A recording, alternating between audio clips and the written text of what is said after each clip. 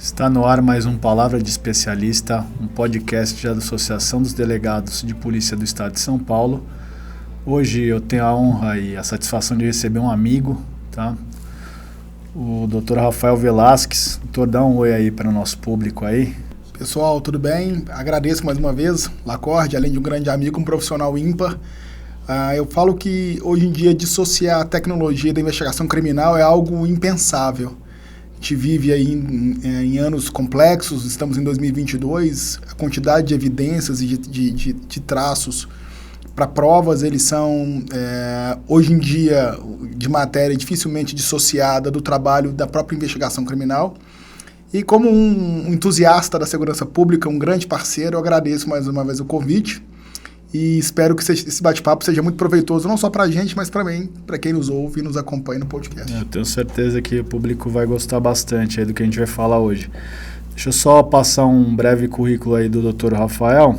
Rafael Velasquez é sócio da TecBis Forense Digital, empresa especializada em tecnologia aplicada em perícia forense, inteligência policial, investigação criminal e corporativa. Formado em ciência da computação, especializado em gestão de projetos e empresarial. Ministra diversas palestras sobre computação forense, criminalística, investigação em fontes abertas e tecnologia como aliada ao combate ao crime e também é professor em cursos de graduação e pós-graduação. Eu já presenciei várias palestras do Dr. Rafael, é excelente, tá? Por isso que a gente trouxe o Dr. Rafael hoje para o programa. Tenho certeza que o público vai se interessar muito do que ele tem a falar aí e a explicar, porque é aquela coisa, né, que o Dr. Rafael disse. Hoje a tecnologia, ela acorda e dorme com a gente, né? Não dá para dissociar a vida moderna sem as inovações tecnológicas do mundo de hoje. Então, vamos começar com uma pergunta aqui, doutor. De que forma a tecnologia tem sido aliada da polícia, né, no geral, no combate ao crime organizado? Excelente ponto. Na verdade, quando eu começo a pensar um pouco de segurança pública, inclusive, Lacorte, existe um estudo do IDC, que é uma instituição internacional de pesquisa, que diz que até 2025 vai existir uma transformação digital na polícia. É comum, quando a gente pensa em transformação digital, em outras áreas de aplicação. Por exemplo, no banco. Se você parar para pensar em 1991, 92, como que a gente fazia uma transação bancária? Basicamente, a gente se dirigia a uma agência, tinham poucos ATMs, que são esses caixas eletrônicos, para fazer um saque, para fazer uma transferência, depositar um cheque e sacar. O cheque hoje é um elemento que nem faz parte do nosso dia a dia mais. Se eu quero fazer uma transferência, não precisa mais 24 horas ou 48 horas, simplesmente são PIX, claro, com os devidos valores e limites, mas você consegue fazer ele imediatamente. Então, existe uma transformação digital que ela é da nossa vida, assim, ela acontece em vários campos, em várias áreas, e por que não dentro do mundo da segurança pública? Então, eu percebo uma tendência, quando a gente fala de combate ao crime organizado, que, infelizmente, Lacorte, a criminalidade ela evolui. E acompanhar essa evolução é algo que é uma missão nossa, enquanto instituição, enquanto empresa que apoia a segurança pública no Brasil, mas principalmente de quem, de fato, tem o papel de garantir os direitos dos cidadãos, né, o delegado nesse primeiro garantidor. E para a gente é um papel muito importante, que é o que hoje, ou quais são as tendências de futuro e tecnológicas para que a polícia, aqui o Estado de São Paulo, dando um exemplo, que a gente está aqui hoje, mas pensando de maneira um pouco mais ampla, ela precisa de ter e se organizar para combater esse crime. Quando a gente fala de modernização e transformação digital da segurança pública, é entender que hoje, dificilmente uma busca e apreensão, você não volta com 1, 2, 3, 4 celulares, computadores, eventualmente o que nós chamamos de gadgets, que são relógios como relógios da Apple, entre outros elementos que armazenam informações. Os carros, hoje em dia, também possuem bastante informações armazenadas. E quando a gente fala de aliado, é isso, tornar a segurança pública, mais precisamente a Polícia Civil, como uma instituição que ela tem condições de quê? De tocar qualquer tipo de evidência e isso aí, eventualmente gerar prova no futuro, em juízo, num dado momento. E o crime organizado, como um dos elementos, enfim, que são tratados pela Polícia Judiciária, é saber que eles são organizados, como o nome já diz, são muitas vezes com uma capacidade financeira importante, e principalmente tem muita capacidade intelectual. A gente tem uma visão, às vezes errada, do grande público, de achar que é aquele criminoso do bairro, da periferia, que não. Você tem pessoas com mestrado, com doutorado, gente que pensa o crime. Então, o crime ele se torna muito mais complexo. Abrir mão de tecnologia hoje é ficar cego, na minha humilde opinião. Quando a gente fala em facções criminosas, tá? Nós temos que também, é o que o doutor Rafael falou aqui, não só ligado àquele bandido clássico, né, que junta aquele bando, tá, meio desordenado e dá, né, cada um delega uma função para cada um, tá? Hoje não. Hoje você tem crimes, né, principalmente ligados a organizações aí relacionadas à lavagem de dinheiro, a crimes aí, cybercrimes, né, que são verdadeiras empresas criminosas, né, que a gente tem que realmente combater, né, de frente a frente, porque do outro lado tem mentes pensantes, né, do mal, mas temos, né. Doutor, essa tecnologia criminal e forense também é importante para as investigações corporativas, né, dá mais ou menos um panorama para o nosso público aí. Eu falo que o nosso público não é só de policiais, é o público em geral, estudante de direito, a sociedade em geral, até mesmo, né, é um público bem diversificado. Então, só para dar um panorama, eu sei que o senhor é excelente aí nas explicações, só para falar dessas questões de investigação corporativa. Hoje se fala muito, né, da questão das investigações interna corporis das empresas, o compliance, né? Muitas vezes o nosso público ouve e fica assim, nossa, mas que será isso aí, né? Dá um panorama geral para a gente. Perfeito. Lacórdia, assim como a gente falou um pouco da evolução dessa transformação digital da segurança pública, ela acontece em todas as áreas. E você citou aí casos que, principalmente na pandemia, cresceram muito, foram crimes relacionados a crimes cibernéticos, ou seja, golpes de WhatsApp, golpes de Instagram, roubo de conta de Instagram e publicação de produtos ou outro tipo de golpe, né? Mas quando a gente entra no mundo corporativo, eu acho que isso foi muito oportuno a sua pergunta. Existe um histórico, principalmente depois da Lava Jato, assim, são marcos, né? Nem vou entrar na discussão da Operação Lava Jato em si, mas do efeito que ela gerou. Principalmente no mundo corporativo, porque a área de compliance, que geralmente era uma área menor, ela ganhou um destaque muito grande, e a parte de governança, de processos, de organizações de compliance, elas ganharam um destaque muito grande. Mas o que isso tem a ver com investigação corporativa? Tudo, a partir do momento que você define as regras do jogo na empresa, isso passa a ser passível, por exemplo, de monitoramento. Se você descumpre aquela regra de compliance, você é passível, por exemplo, dependendo da natureza, a uma justa causa. Um processo trabalhista e mais, até mesmo um desdobramento criminal, exemplo de assédio moral, de assédio sexual, onde você tem um início ali na empresa, uma relação hierárquica, com uma frequência maior. Isso, além de dar justa causa para o assediador, se a vítima entender, ela pode dar encaminhamento nisso dentro da justiça e fazer um BO e dar início a uma investigação criminal. Então perceba que existe uma correlação grande entre a segurança pública e os problemas corporativos. E na prática, como funcionam essas investigações? É um ótimo ponto esse. Normalmente, Conrad, existe um conceito chamado canal de denúncia, que é como se fosse um 0800 que a empresa tem, onde as pessoas ligam ou fazem denúncias via site, e as áreas internas elas apuram esse tipo de denúncia para ver se ela tem procedência ou não. Entendo alguma substância, eles dão início a uma investigação interna. E fazendo um paralelo com o mundo de segurança pública, é instaurado um processo interno e esse processo dá início na investigação com caixa de Gmail, com telefone corporativo, telefone que é patrimônio da empresa, deixando bem claro isso. E também aplicativos como o Teams, como o Zoom, que são softwares de comunicação interna, normalmente dentro do sistema corporativo de uma empresa. Passado isso, imagina você investigar essa quantidade imensa de informações. Esse é um trabalho muito bacana na investigação corporativa, que é conseguir acessar o dado de maneira mais rápida e, naturalmente, conseguir encontrar, se tiver fulcro, se tiver fundamento na denúncia, encontrar, de fato, o culpado no processo. A gente vê, né, uma velocidade gigantesca aí de inovações tecnológicas, né? A gente teve um boom aí, por conta da pandemia, de, né, redes sociais, aí de aplicativos para fazer reunião online, tá? Tudo ficou muito mais online, né, na pandemia, isso potencializou. Assim, voltando às organizações criminosas, quais são os grandes desafios aí que vocês veem aí nessa prática tecnológica de vocês, aí nesse trabalho que vocês realizam há tantos anos aí no combate a essas organizações criminosas? Quais são os grandes desafios aí nesse combate? Eu acho que alguns, mas vou listar aqui os principais, que na minha humilde opinião eu acho que são os principais desafios.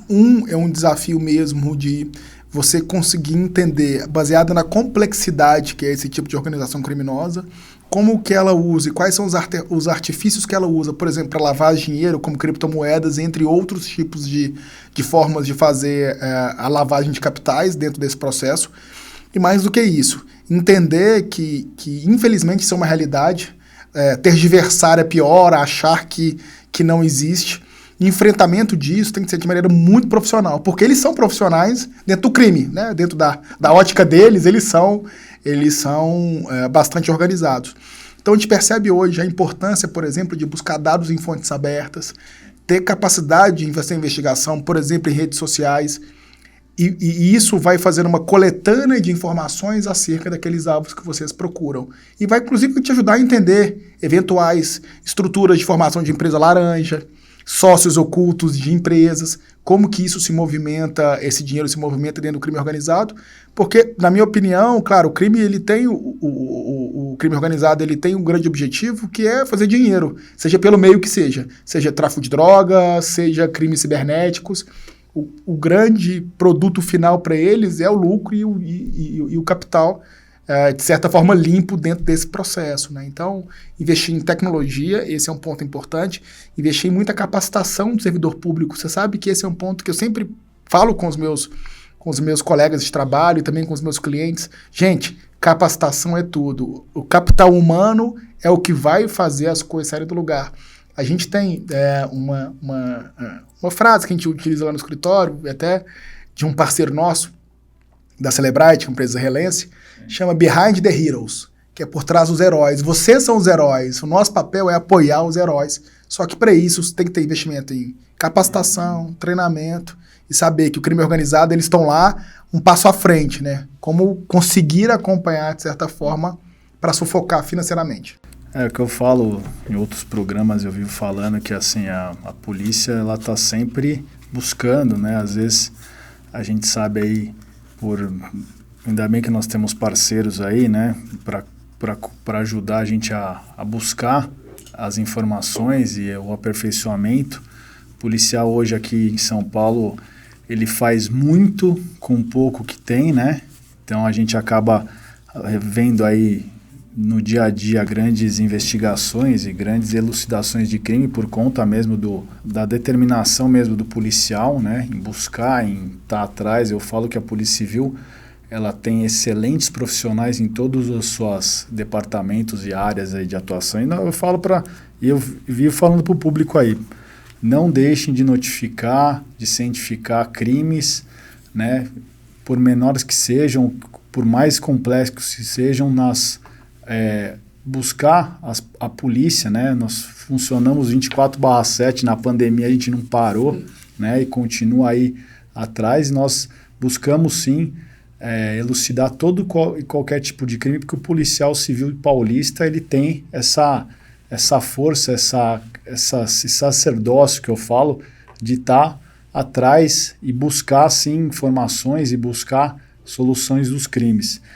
Doutor, voltando aqui, então, realmente hoje o acesso de investigação, ele necessariamente ele passa pelos dispositivos móveis, né? Smartphones, tablets, aí, os smartwatches, tá? os laptops. É inevitável hoje você não ter uma investigação que não tenha o meio, né, para se investigar num desses dispositivos, né? Não tem como hoje você não passar por um celular, por um laptop, para buscar, para quebrar essa cadeia, né, de organização, né? É verdade, Lacorde. E eu falei um pouquinho no começo sobre transformação digital, mas percebam, né, talvez há 30 anos atrás, a gente se comunicava, assim, em 1990, um pouco antes, 95, o celular ainda não era um equipamento, ele era de uso extremamente restrito a pessoas de altíssimo poder aquisitivo, não era classe média alta. A gente extremamente rica.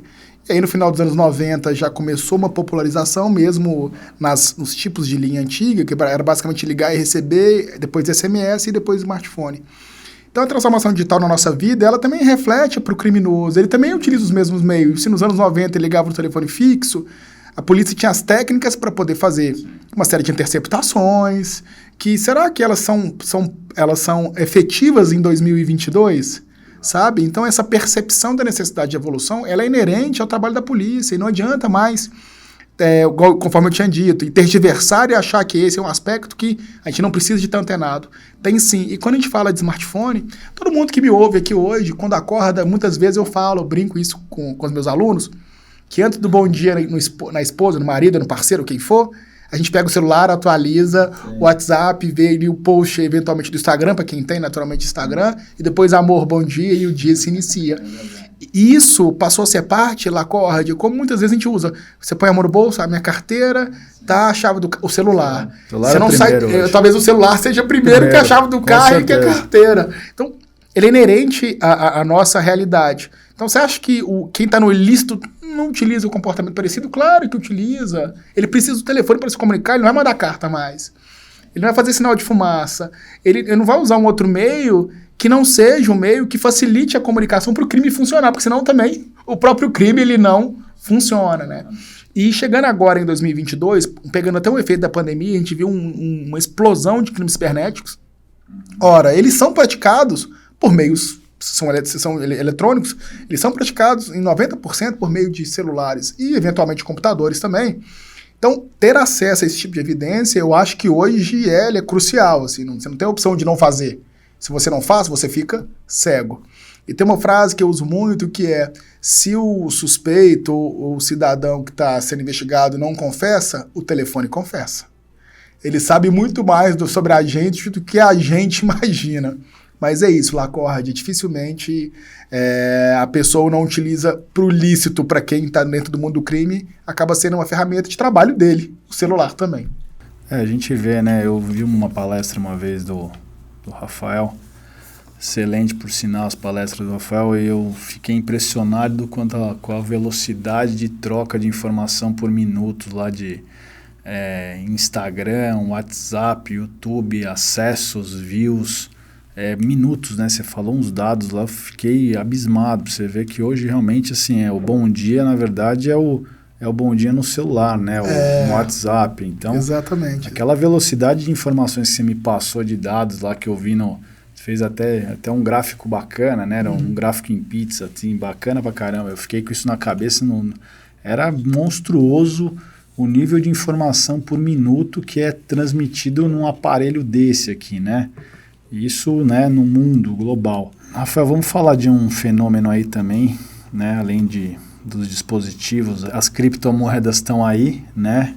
Subindo e oscilando e fazendo com que a dinâmica econômica dos países aí se voltem para esse fenômeno.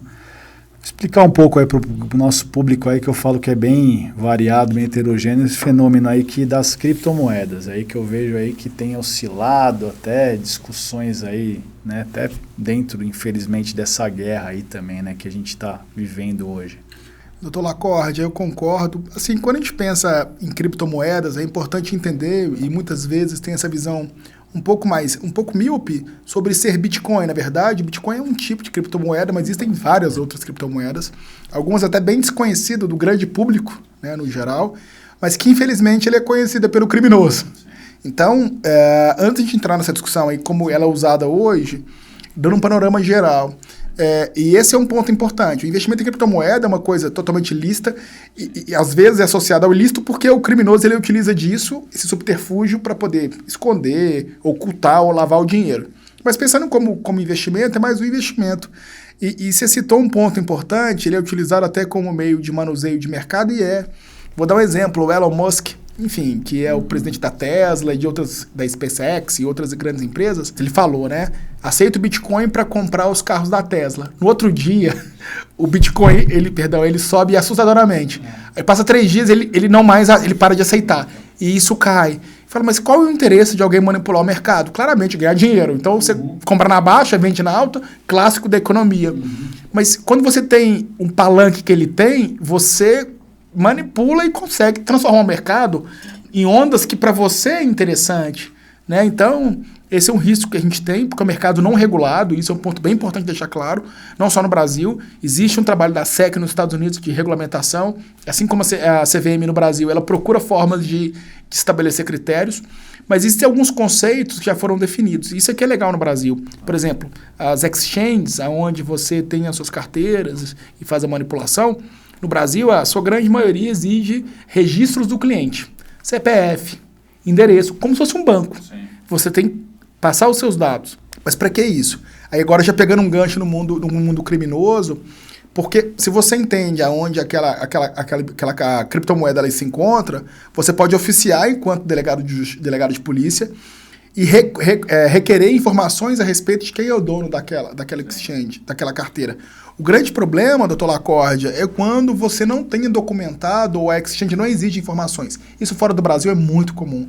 Rússia, enfim, na própria Ucrânia, entre outros países do leste europeu, na China, que não exige informação do dono. E aí, infelizmente, muitas vezes é utilizado para o ilícito. Eu sei que o objetivo não é entrar em detalhes disso, até porque isso seria um podcast só para tratar desse assunto. A gente vai voltar em outro podcast para falar desse assunto, mas só para a gente ter esse panorama, né?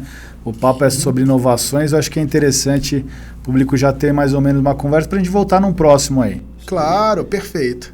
E eu já agradeço, e assim, eu sou investidor, eu tenho Bitcoin, assim, pequeno, estou aprendendo ainda a usar, tenho todos os medos e receios como qualquer Mas é uma tendência que veio para ficar, né? Sem dúvida, Lacorde. Se você analisa quem tinha talvez 5 Bitcoins em 2012, 2013, hoje está milionário e pagou centos de dólar à época. Mas é difícil prever o futuro, né? Se fosse fácil, tinha muitos bilionários no mundo e não tem, né? Não, com certeza. É uma coisa que eu falo, né? Essa questão do multiverso aí, né? Do metaverso aí, sei lá eu. Multiverso é do X-Men, né? Do Marvel. É do metaverso. O metaverso aí, que tá começando, que também começou a gerar, né? Procuras, curiosidades e tal, e... Vamos ver, é um mundo novo aí, né? Que tá se apresentando pra gente ver aí, pra gente explorar. Doutora, vamos fechar aqui, eu tenho uma última indagação aqui, eu acho que é importante. Quais são os caminhos para os policiais, aí eu falo para o meu público aí mais dos policiais, para se capacitar e continuarem, né, atualizados em relação a essas novas tecnologias, né? Dá umas dicas aí para o público, principalmente os nossos policiais aí que nos assistem, para estar, né, buscando aí, antenado aí para essas novidades tecnológicas aí. Bacana. Hoje existem assim uma possibilidade, uma carteira de capacitações que são interessantes. Eu tenho percebido, e aí conversando com colegas aqui da Polícia Civil do Estado de São Paulo, que são professores da CADEPOL, eles já vêm revisitando a própria ementa dos cursos das cadeiras deles, incluindo elementos tecnológicos que até então não eram colocados, né, nos cursos de formação, até mesmo, eventualmente, quando o senhor fez seu curso de formação, ainda não tinha, não era tão difundido. Hoje já faz parte. Então, eu entendo que a academia, as ACADEPOLs, no geral, elas são um bom centro. Mas quando eu fiz o curso de formação não tinha, mas tem curso de reciclagem nas ACADEPOLs. E eu acho que esse é um dos papéis de grandes diretores de ACADEPOL hoje. Olhar para isso e perceber que essa demanda é um caminho sem volta. E estruturar, seja por meio dos próprios professores da casa ou da iniciativa privada, em parcerias, e trazer esse tipo de capacitação para dentro das academias, seja em cursos de pós-graduação ou de extensão, isso pensando na CADEPOL. Mas de maneira mais ampla, existem hoje pós-graduações do mercado aí abertas para alunos gerais, que são de perícia digital, são de investigação digital, o que começa a entregar para esse público uma formação mais especializada em tecnologia aplicada à investigação criminal. Então, entendo que pós-graduações, tem algumas, assim, para não ter que fazer aqui nenhum tipo de merchan para uma outra específica, mas procurem pós-graduação em forense digital. Existem algumas no mercado, inclusive EAD.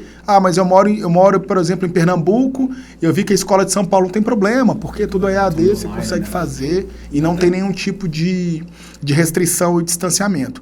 Além disso, são treinamentos dos produtos. Então, quando o Estado faz investimento em uma determinada tecnologia, sempre é importante, tanto quem propõe, né, o proponente do processo, quanto quem compra, nunca esquecer de colocar nos textos, nas exigências, capacitação naquilo que foi colocado. Porque senão compra um mega equipamento de milhões de dólares ou de reais, que seja, que é lindo, mas que a operação ela fica muito restrita, infelizmente, porque não foi capacitado corretamente o policial, aqui já pegando um pouco dentro da ótica de vocês da segurança pública.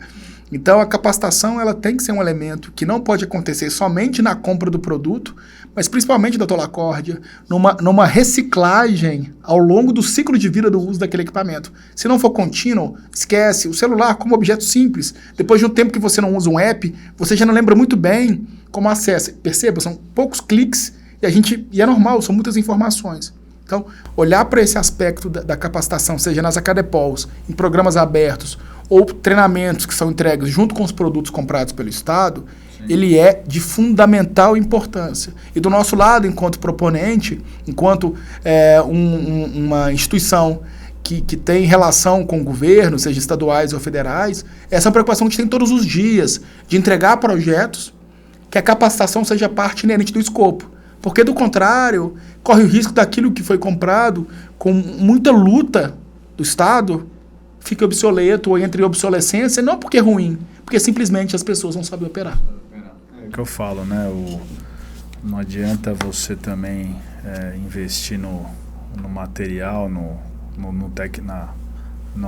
material, né? Na parte de instrumentos, né? De trabalho, e você não investir no humano. Eu sempre falo que assim, o policial, ele com certeza, ele quer sempre estar buscando inovações, tá? Mas esse policial tem que ter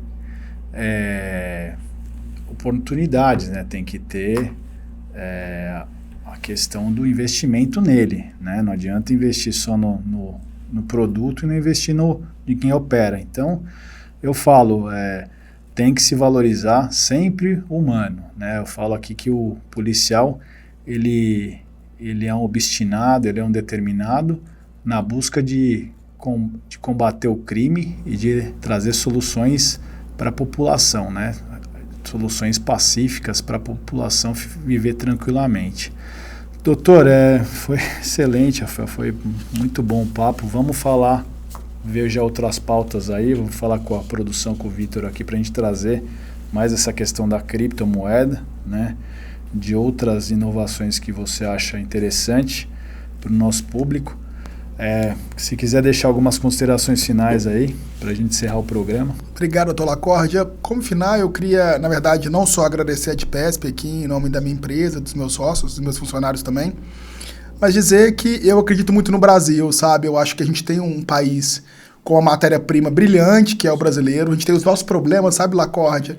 Mas eu nunca deixo de acreditar. E o que move o nosso dia a dia, e é o nosso lema lá no escritório, é tecnologia para fazer justiça. O meu papel é esse no dia a dia. É apoiar vocês, é apoiar a segurança pública para ajudar, de fato, a formação de prova para quem tem culpa e a inocentar quem, de fato, não tem culpa. Então, isso move meu dia a dia e é o que me faz acordar todo dia. E assim como você, sou um cidadão que mora, por exemplo, aqui em São Paulo, eu quero ter tranquilidade de sair da minha casa com minha esposa e minha filha, sem ter todos os medos e receios que muitos de nós temos no dia a dia. Então, no que tiver ao meu alcance, eu vou ajudar e vou ajudar diretamente a segurança pública do Brasil. E obrigado mais uma vez pelo convite. Sim, aceito e eu voltarei em outras pautas para temas que a gente possa discutir que for de interesse do nosso grande público. Hoje eu fico por aqui. Acompanhe a DPESP nas redes sociais, no Instagram, no Facebook. Você tem algumas redes aí, Rafael? Sim, a gente sempre gosta de divulgar também as redes. Bacana, a do escritório lá da TecBiz é @TecBizBrasil, é o Instagram do escritório, E LinkedIn, para quem tem esse viés mais corporativo e quer acompanhar um pouquinho, até mesmo vagas, né, doutor? Sim. Oportunidade de trabalho, é legal. Eu acho que isso é o ponto importante. O LinkedIn é um bom canal para vocês verem as vagas. Inclusive, a gente tem vagas abertas agora, inclusive. E, além disso, no meu caso especificamente, é @Rafael Velasquez. O Velasquez é S no meio e Z no final, 304. Aí tem o número no final, Rafael Velasquez, 304. É o meu Instagram. Então fica aí essa dica. Quem quiser me acompanhe, vai ser um imenso prazer, doutor Lacorte. Bom, acessem as redes, tá? É muito interessante, vai ter dicas também e oportunidades de trabalho, muito bom saber, né, para o nosso público em geral. Bom, acompanhem nossas redes aqui, além das redes sociais, o YouTube, Spotify, para assistir não só o Palavra de Especialista, como outros podcasts aqui da nossa associação. Eu fico por aqui, deixa seu comentário, seu like, é muito importante para a gente esse feedback de vocês, tá? Para a gente estar gerando novos conteúdos, novos programas. Não sei se eu vou estar no próximo programa, mas deixa esse suspense aqui para vocês. Obrigado pela audiência, até mais.